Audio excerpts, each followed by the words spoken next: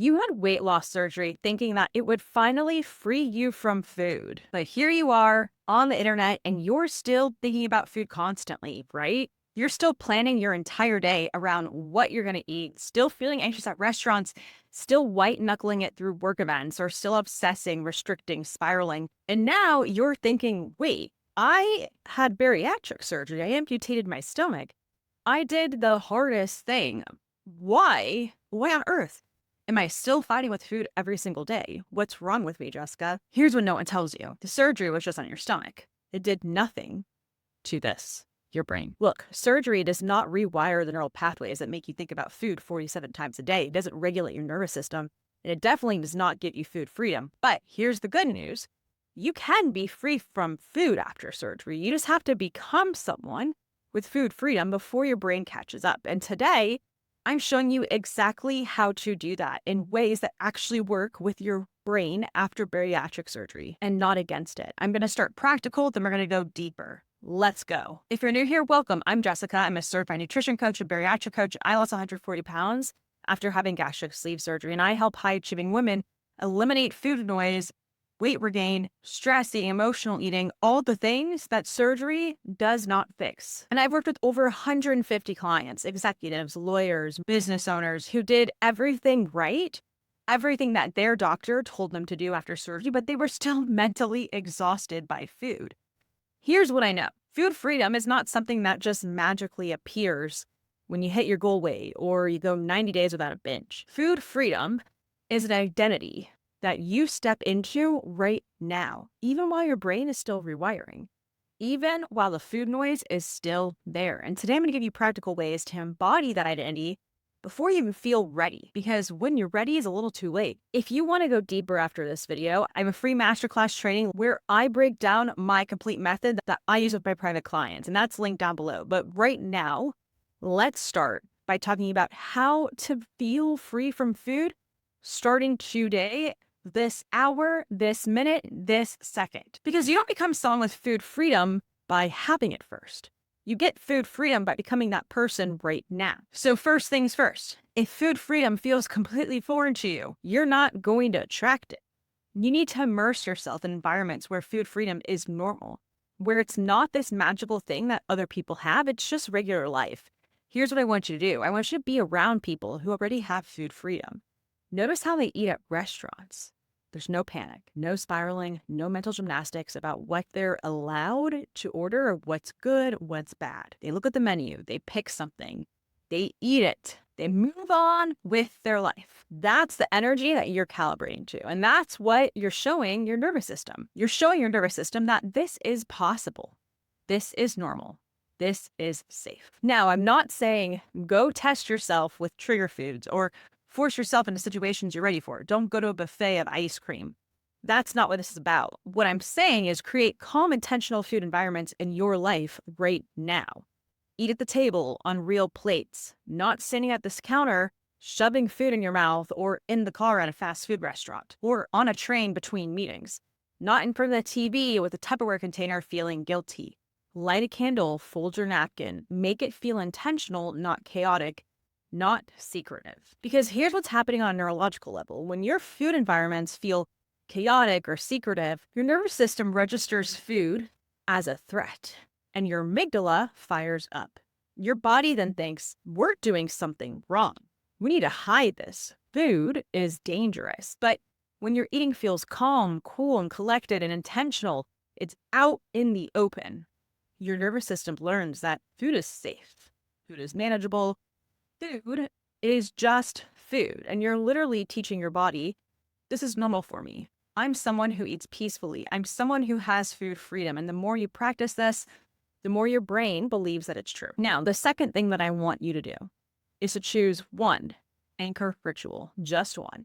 This is something that I want you to do every single day that signals to your subconscious.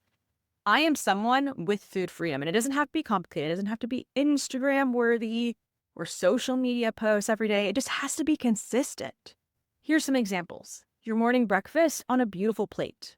Not eating it on the go, not eating it out of a plastic container while you're running out the door. You sit, you savor it, you be present with it, even if it's just for 5 minutes. and plate every single meal beautifully. Even if it's just chicken and broccoli, that's okay. Even if it's the same thing that you ate yesterday and it's leftovers, you put it on a real plate. You make it look intentional. You treat it with respect. Sit down for every meal. No standing at the counter. No eating in the car. No mindlessly grazing while you're meal prepping for the week. Pick one of these or create your own. Make it non-negotiable. Because here's the psychology behind this. Every single time you do this ritual, you are rehearsing the identity of someone who has food freedom. You're practicing that. You are telling your subconscious, this is who I am. This is how I operate. Food freedom, it's normal for me. And over time, the brain starts to believe it. Your nervous system starts to relax around food. And that's when the actual food freedom starts showing up. Now we've got to go deeper, okay? This next part is huge because the way that you talk about food out loud and in your head is subconsciously shaping how you feel about food every single time. If you want to feel free, you have to start speaking like someone who's already free. So I'm going to give you the exact language reframes that shift your energy from restriction to freedom. Instead of telling yourself, I can't eat that, I want you to say to yourself, this does not serve my body right now. Or, that's not where I'm choosing to spend my fuel today. Notice the difference. When you say I can't, you automatically put yourself into the victim mindset. But when you say I'm choosing, that's coming from a position of power. Same action, completely different energy. Instead of saying, everyone else can eat normally except me, I want you to say to yourself, I eat in a way that works for my body, or my way of eating helps me feel incredible. This one's so important, especially after surgery, because comparison is the thief of joy, and comparison is what kills food freedom faster than anything else. And when you're constantly comparing yourself to people who didn't have surgery, guess what, my friend? You're reinforcing that you're broken. You're different. You are less than. Nope. When you own it, when you say, this is what works for my body and I'm proud of that, that's when everything shifts. Now, here's where this gets really interesting. Let me give you a parallel. Warren Buffett, who's one of the wealthiest men in the world, drives a really old car, and he has for years. Is he pinching pennies because he's broke? As far as we know, no. He's being intentional with his resources because that's what wealthy people do. They're not doing it from lack. They're doing it from a position of power. It's the same exact thing with food freedom. You might need to track your protein right now, or maybe you need to plan your meals, or you might need to avoid certain trigger environments, but you're not doing that because you're broken or restricted. You're doing that because you're being intentional, because you're building something, because you're someone who manages food the way successful millionaires and billionaires manage money. So if you want to actually feel free from food before you really are, you need to start thinking and speaking about food from a place of power, not lack thereof, because your brain is listening to every single word that you say, and it believes you. Your beliefs become your reality. If you're sitting here thinking, okay, Jessica, I love these identity shifts, but I really need the complete system for actually rewiring my brain and limiting food noise, I got you. I have a free training where I break down my entire system. Links in the description below. Go sign up now and watch the video right after you finish this one. All right, let's keep going because this next part's crucial, okay? Now we gotta talk about something that might sting a little bit. You cannot attract what you constantly attack. And if you're sitting here, you're hating food, you're resenting food, you're treating food like it's your enemy, it's gonna stay an enemy. It's gonna stay a problem for you. And I hear this all the time from clients. Jessica, I hate dealing with food. Food is always such a problem for me. Why can't I just be normal? And look, I get it. I really do. I used to be in your shoes. But food has been the source of so much pain, so much shame, so much exhaustion for you. But here's what I need you to understand. Your relationship with food is exactly that, a relationship. You can break up with it at any point in time. If you had a partner and you constantly criticized them, you constantly resented them, you constantly talked about how much you hated dealing with them, would that relationship thrive? No, obviously not. They would dump you. You'd be single. So it's the same thing with food.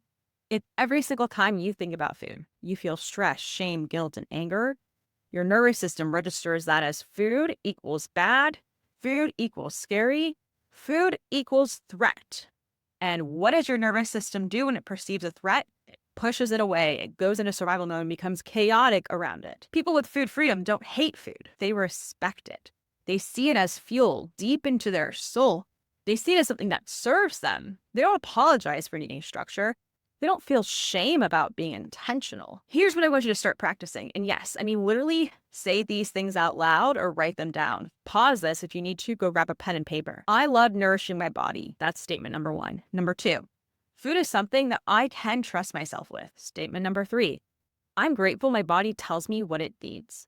Statement number 4, I respect food and food respects me. Look, your brain's listening. Your nervous system is listening. The more you practice speaking to food and about food with respect instead of resentment, the more your relationship with it will transform. Make peace with it. Make it intentional. Respect it. Now, here's the truth that ties all this together. You can do every single thing that I just talked about. You can create beautiful food environments. You can have your anchor ritual. You can reframe your language perfectly. You can respect food, manage it intentionally.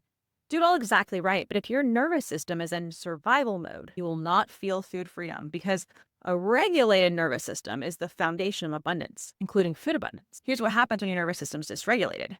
You're constantly stressed, you're anxious, you're in fight or flight, and your amygdala is firing off like crazy. And when your body thinks that you're in danger, when it thinks you're under threat, everything becomes a threat. Your brain can't tell the difference between I'm being chased by a lion and I'm stressed about this work deadline. The physiological response is the same. So you reach for food to calm down, not because you're hungry, not because you lack willpower, but because your nervous system is trying to regulate itself, and food is the fastest way that it knows how. That's not a character flaw. That is neuroscience. That's why you can have all the strategies in the world, all the meal plans, all the language reframes, but if your body's stuck in survival mode, none of it's going to stick.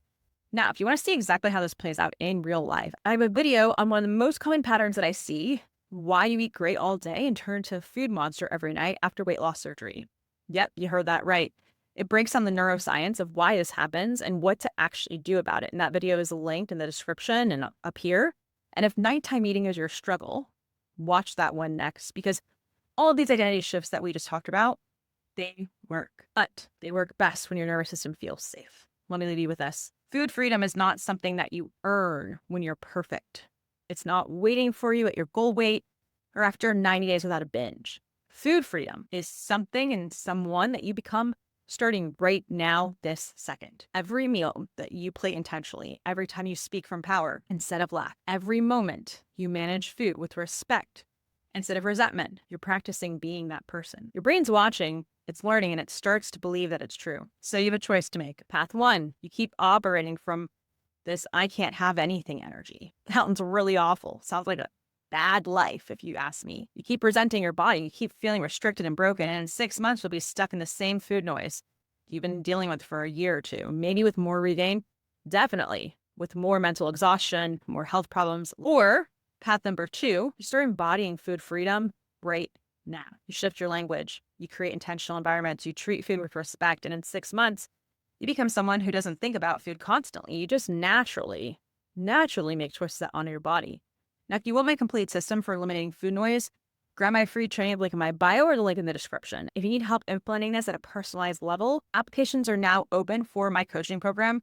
I honestly only have like 1 or 2 spots available right now. I'm going to be totally transparent. So we work on identity transformation, nervous system regulation, and brain-based eating patterns. The link for that is also in the description too. And it's a quick application. If it's a good match, we'll hop on a call to map out your custom plan and chat more. Because you didn't have surgery to spend the rest of your life fighting with food. You did it to be free. Let's make that happen. Thanks for watching, and I'll see you in the next video.